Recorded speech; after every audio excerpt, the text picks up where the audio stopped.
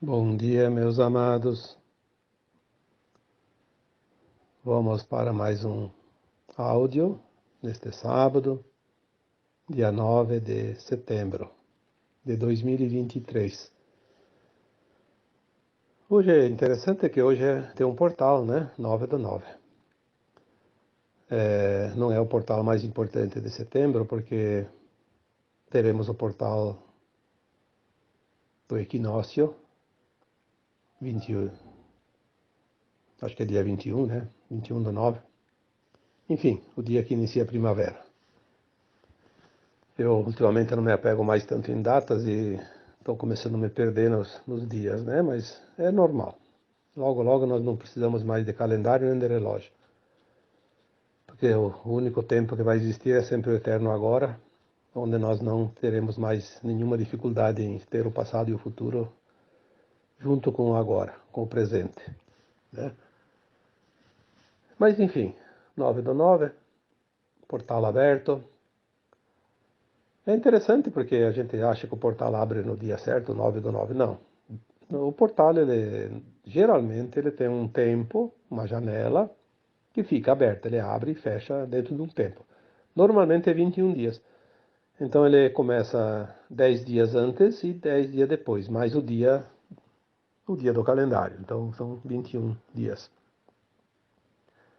Então esse portal de 9 do 9 ele emenda com o portal do equinócio. Vai ser praticamente uma janela dentro de uma janela, né? Mas eu não vim aqui falar de portais hoje, porque o assunto que me traz é um outro. Eu vou dar um título, como eu sempre digo, dar o nome aos bois. Hoje vamos dar um título para esse áudio: Tragédias coletivas, omissão e ação. Ou, melhor, tragédias coletivas, ação e omissão. É melhor essa segunda hipótese é mais adequada. Ação e omissão. Porque em todas as tragédias coletivas a gente vê claramente ações e omissões. É engraçado isso, porque pouca gente percebe a ação e a omissão dentro das tragédias coletivas. Em primeiro lugar, já falei alguns anos atrás, eu acho que foi no tempo que caiu aquele avião da Chapecoense, que foi um momento também que a gente fez muita reflexão, porque é preciso que a nossa alma, de vez em quando, receba um choque para despertar, para acordar, sair daquela coisa mecânica, sair daquela situação que a gente chama de robotizado, né? Agir individualmente ou coletivamente como se fosse um robô. Não, nós somos almas. A alma é a animação de um corpo. A alma é uma consciência. A alma está aqui para evoluir, está aqui em aprendizado. No mundo de dualidade, de provas e expiações, enfim, tudo isso já foi falado. E as tragédias coletivas, elas fazem parte de um plano de alma coletivo, onde aquelas almas escolhem passar por aquela situação porque elas têm a pendência de algo de vidas passadas que precisam ser resgatadas. Então elas escolhem tempo e lugares mais ou menos que coincidirão com um fato, para que elas possam ter a oportunidade, caso não tenham feito nada até ali, que com aquela situação vivida elas possam então sim conseguir resgatar definitivamente uma pendência de vidas passadas para poder fazer a ascensão. Então as almas, quando passam por uma situação de tragédia coletiva ou individual também, obviamente, ela está recebendo a sua carta de alforria, aquela carta que é a condição da ascensão definitiva da alma. Sair do mundo de provas e expiações para um mundo de regeneração, que é o nosso objetivo de estar aqui. As tragédias coletivas, elas também têm um plano que ele é indireto para mexer com as outras almas que estão presas ao apego, ao imediatismo, ao egoísmo, para que elas possam trabalhar o seu lado solidário, o seu lado compassivo. Lembrando aqui que tantas vezes foi falado que para uma alma ter a condição da ascensão, existem certas qualidades, certos conceitos éticos e morais dentro dela, e que poderíamos aqui colocar como pilares, como já disse outras vezes. E dentro desses pilares tem 3 que eu acho fundamentais. Amor incondicional, que é aquele amor desinteressado, né? A compaixão e o respeito. E nas tragédias coletivas nós podemos realmente ver até que ponto esses 3 pilares estão solidificados dentro de nós. Então, quando acontece qualquer tragédia, seja lá no lugar do mundo que for, né? Nós vemos os 2 lados, a ação e a omissão também, porque agora nada mais fica escondido. A ação, em todas as tragédias coletivas, ela sempre é mais vista e mais forte nas pessoas comuns, naquelas pessoas anônimas, naquelas pessoas que simplesmente se compadecem e têm amor incondicional suficiente dentro de si para sentir a dor do outro, a necessidade, a tragédia de uma forma mais profunda do que a maioria sente. E também tem o respeito por aqueles que sofrem, para aqueles que sobreviveram, aqueles que fazem parte daquelas famílias, daquelas situações, daqueles lugares onde há realmente as perdas. Então nós vemos isso nas pessoas. Mas engraçado que a gente não vê isso nas autoridades. Não é uma coisa surreal isso? A gente vê naquele que não tem condições nenhuma.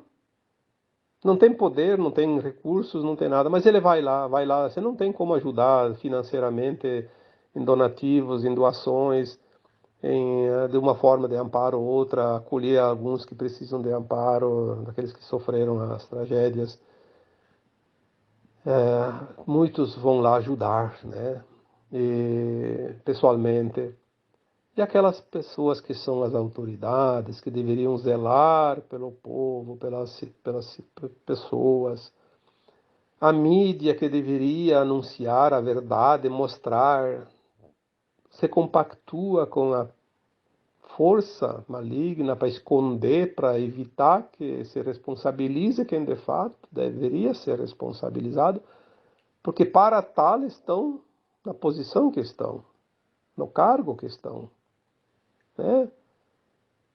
Se uma autoridade está de posse de um cargo, ela tem os seus deveres e ela precisa mostrar que cumpre os seus deveres. Não somente por solidariedade, que geralmente eles não têm.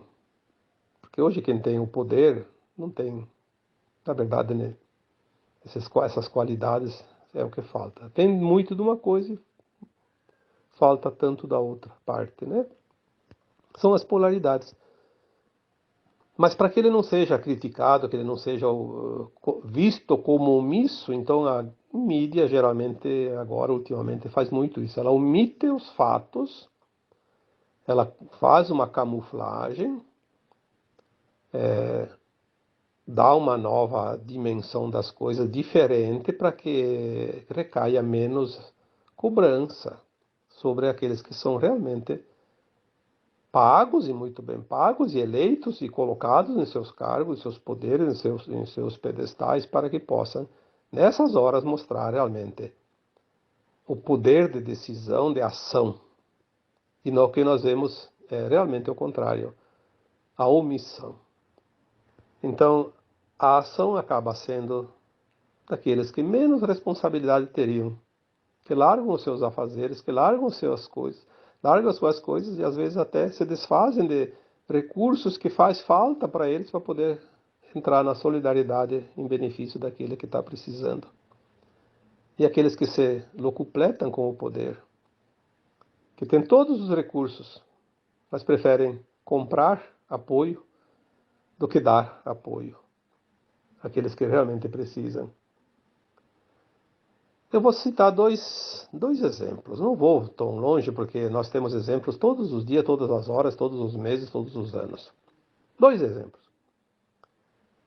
Nós tivemos a semana passada um caso de um incêndio numa ilha do Havaí. Eu não fico guardando nomes, mas parece que era um lugar chamado Lahaina, né? Mas é no Havaí. Bom, todos nós sabemos que há tecnologias que sempre foram escondidas da humanidade, que são armas poderosíssimas. O engraçado é que as tecnologias que trazem benefício inimaginável para as pessoas, elas são suprimidas, mas aquelas que podem causar danos irreversíveis, elas são utilizadas e ainda são escondidas da humanidade para que não seja jogado contra tais pessoas essa responsabilidade, né? Nós vimos lá naquela ilha, como vimos em tantos outros lugares, como na Califórnia há uns 2 anos, e em outros lugares recentemente, esses incêndios, que quem não está lá nem sabe o que aconteceu, mas é importante que as pessoas procurem se informar que não são incêndios normais. São armas escalares usadas tecnologicamente por recursos que nós nem imaginamos e que elas são direcionadas. Elas escolhem a dedo a propriedade que tem que ser consumida, ou que não pode consumir ou pelo fogo, tem que deixar salvo, né? É uma operação cirúrgica, uma precisão impressionante. Tanto é que as pessoas que conseguiram imagens que a mídia não mostra e jamais vai mostrar, barcos incendiando no meio da água, no meio do mar, pessoas queimando no meio da água. É interessante isso. Mas ninguém que devia dizer é isso, é aquilo, se levanta. Por quê? Porque a guerra é a informação contra a desinformação. E ninguém se importou, ninguém sabe quantos milhares de pessoas morreram daquela forma, quantas pessoas perderam as propriedades. E que sim, agora aquele que te quebra a perna te oferece a muleta, né? É sempre assim. Aliás, ele não oferece a muleta, ele quebra a perna e te vende a muleta. Se ele desse pelo menos a muleta, seria menos dramático. Vai te vender a muleta. Então agora vão financiar alguma propriedade em outro lugar, porque lá é um lugar valioso. E numa outra situação, um outro lugar, é assim, quer lá em tal lugar ter uma casinha para você, vai financiar, vai pagar o resto da vida. O que era teu não existe mais. Todo o jogo de interesses, né? Mas o que me traz hoje é uma reflexão que aconteceu esta semana, que foi aquele, sim, um evento meteorológico simplesmente fora do comum, uma quantidade enorme de chuva num único lugar em pouco tempo, né, poucas horas, poucos dias, numa região serrana, onde as águas não têm espaço. Porque se fosse uma planície, ela se alarga, ela tem espaço. Então, por mais que ela inunde, alague, ela não consegue levar, porque ela só vai molhar, vai submergir. Mas numa região serrana, quando a água sobe, ela pega uma velocidade incrível, porque tem o desnível. E ali o que tiver na frente vai, seja árvores, seja animais, seja propriedades, seja estradas, seja pontes, o que tiver, redes elétricas. E nas regiões montanhosas, geralmente as comunidades se desenvolvem nos vales, porque tem a facilidade da água, tem a facilidade de construir uma estrada, puxar uma rede elétrica.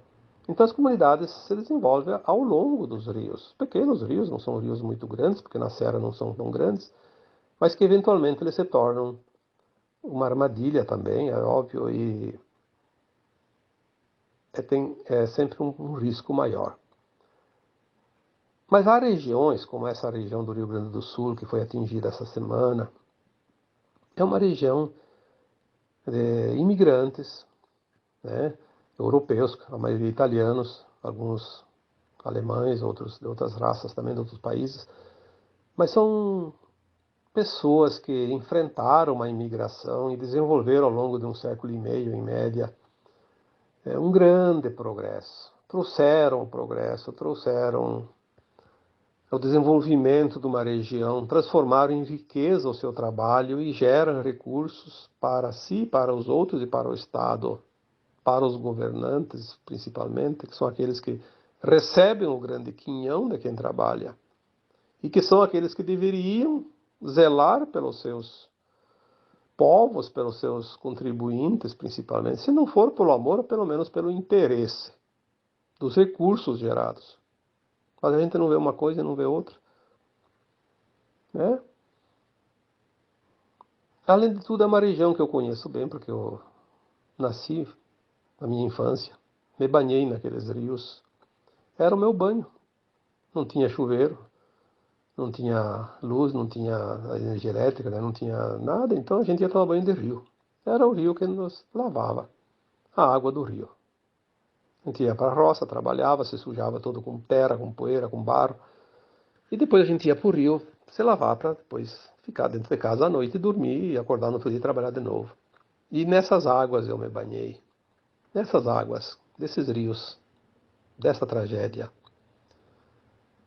As nascentes, né? O rio que passava em frente à minha casa era um rio chamado Rio Guabiju, que entra num outro rio chamado Rio Carreiro, que depois entra junto com outro afluente, o Rio das Antas, e forma o Rio Taquari. Que depois, logo abaixo, pega mais um rio, que eu acho que é o Guaporé, e forma um rio ainda maior, mas continua como Taquari até Porto Alegre, né? No delta da Lagoa dos Patos, né? Não são rios muito grandes, mas são rios que vão criando corpo. Mas onde houve mais a tragédia é onde o rio ainda não é tão grande, né? É ali nas margens do Rio das Antas, do Rio Careiro e depois, sim, já o Taquari.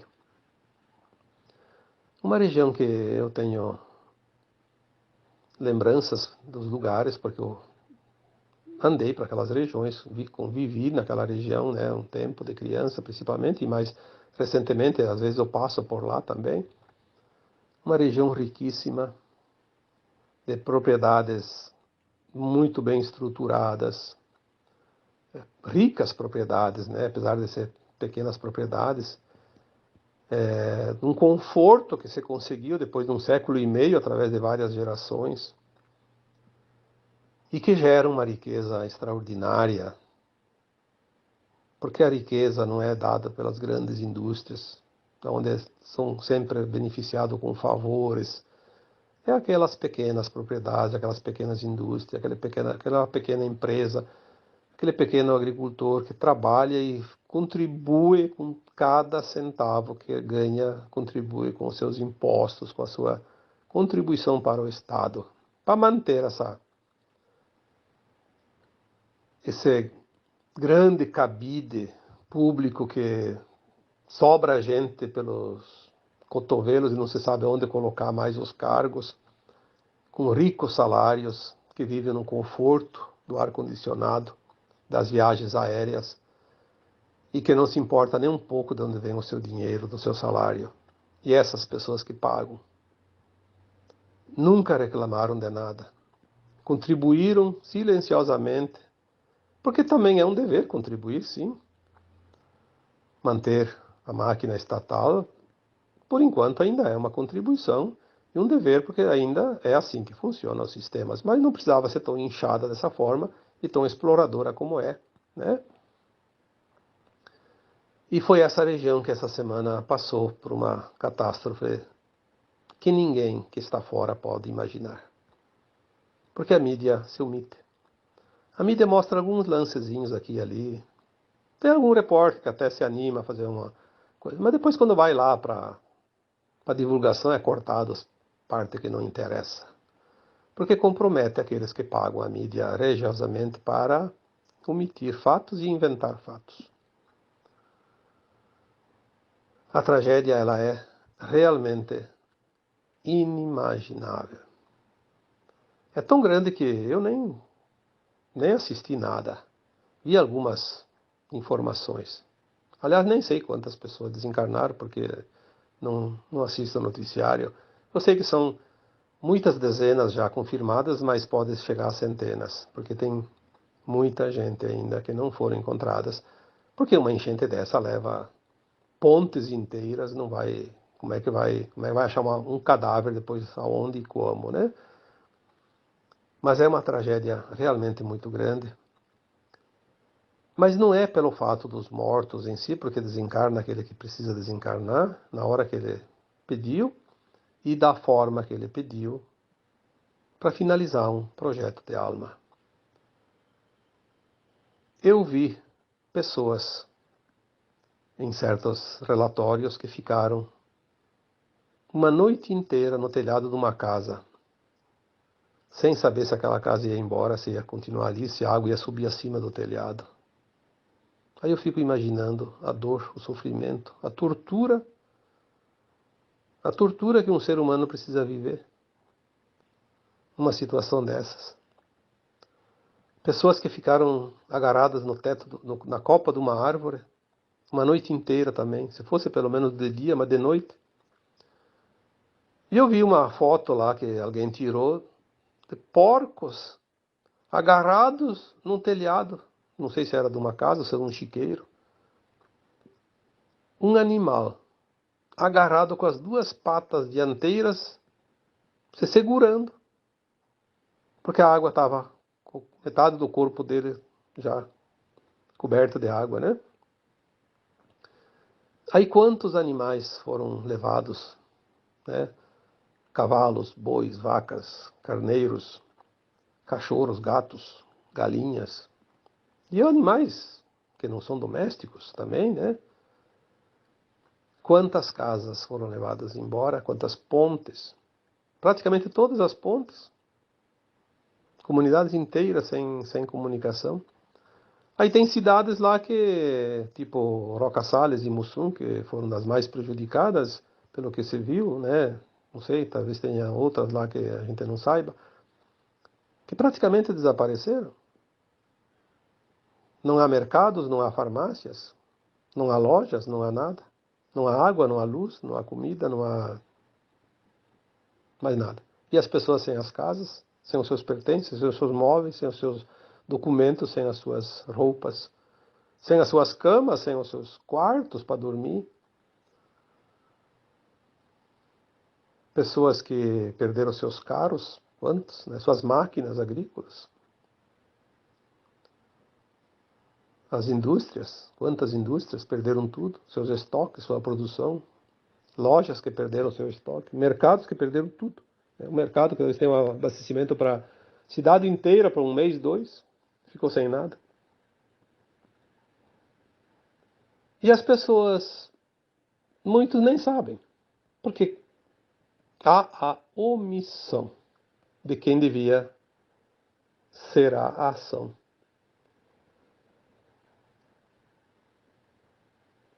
Muitos dizem assim, mas aquilo lá é normal. Aí eu penso, lembra dos três pilares, amor incondicional, compaixão e respeito. Olha, isso não é para os outros, não. Isso é para você.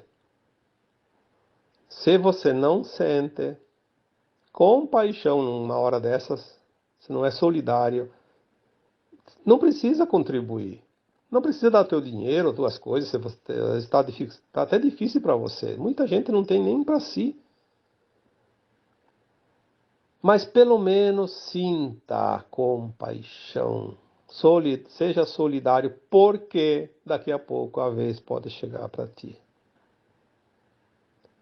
Eu não vou falar que essa situação vai acontecer com esses que se omitem, que são os responsáveis, seriam os responsáveis para agora estar lá, manga arregaçada, de bota de borracha, se você precisa andar junto lá e ajudar. Esses vão pagar mais adiante, naqueles planetas horríveis de provas e expiações, os mais tristes que podem existir ainda nos universos infinitos, é lá que eles vão pagar suas contas. Porque está escrito isso. Faz parte do projeto Terra, das almas que aqui estão. Não sou eu que estou inventando, eu não estou dizendo nada. Estou apenas lembrando que existem as leis divinas. E as leis divinas são infalíveis e imutáveis. Ou nós pagamos com amor ou pagamos com a dor. Todas as nossas ações mal conduzidas. Desta vida e das vidas passadas.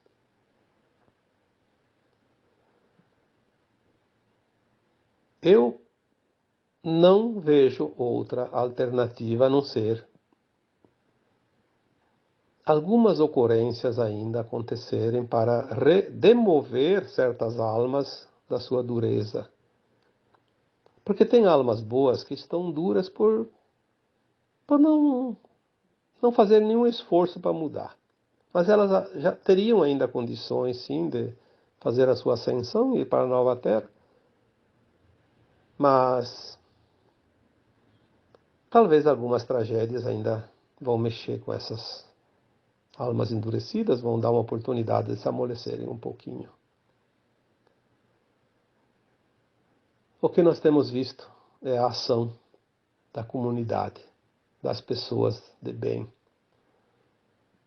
Eu vi um áudiozinho que eu recebi aqui, uma pessoa lá que estava na coordenação dos trabalhos pedindo que não mandassem mais alimentos e coisas, porque senão ia acabar se perdendo, que já tinha suficiente. O que eles precisavam mesmo era de ação para reconstrução. Pessoas que fossem ajudar a limpar, construir, organizar, ajudar aqueles que estão sem casa, sem lugar para ficar, sem comida, sem água, a achar lugares para eles, e, enfim, esse trabalho de logística, né? É preciso, sim, que a comunidade aprenda com as coisas e a gente vê como tem gente fantástica nesse mundo. Em todos os lugares, não só aqui no Brasil, não só nessas situações que foram narradas aqui, mas em todos os lugares, em todas as circunstâncias. Por isso que 1/3 da humanidade está pronta para a ascensão. E por isso também que 2/3 não estão prontos. Porque há muita omissão. E tem gente com a cara deslavada, né, de dizer que é bem feito porque isso, porque aquilo, porque sempre tem alguns interesses ideológicos e políticos por trás, que tem gente que carrega a bandeira do Satanás e nem sabe. E ainda se vangloria e desfila como vencedor. É lamentável ter que dizer isso e eu não gosto de falar nesses termos porque não faz bem nem a ninguém, nem a mim. Mas tem horas que parece que tem um caroço de abacate que tem que cuspir. E é nessas horas que a gente deve dar um murro numa mesa, como fez o Cristo quando chutou os fundilhos daqueles mercadores do templo e enxotou-os de lá. Tem horas que a gente precisa sim enxotar, mas enxotar de uma forma bem formidável, como você diz assim, amorosa, mas muito dura, porque tem pessoas que precisam levar choque. Não aprendem. Mas quando chegar a vez deles, eles vão lembrar. Provavelmente não mais nesse planeta, talvez num outro planeta. E não será por uma oportunidade, será por milênios. Esta é a dura realidade da omissão. Omitir é tão prejudicial quanto roubar, quanto matar, quanto condenar. A omissão é tão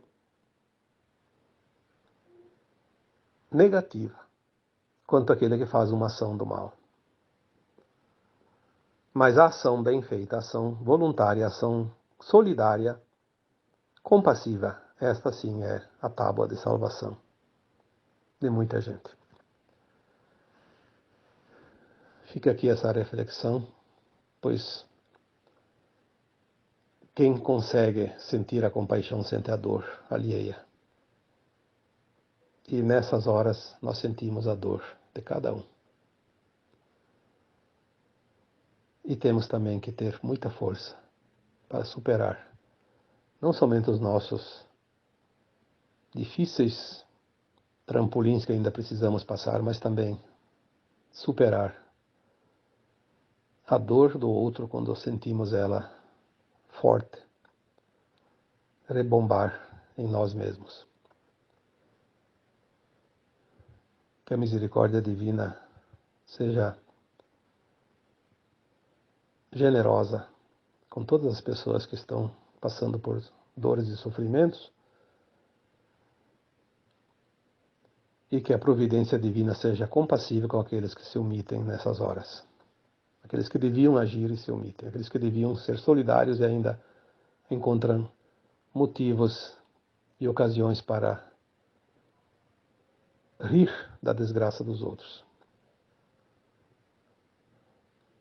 Façamos então essa reflexão, porque os sinais já são dados há muito tempo e eles vão continuar até o fim, até se concretizar, até se completar toda essa transição planetária que está próxima de findar. Eu agora vos deixo um abraço de luz em cada um de vocês. Namastê.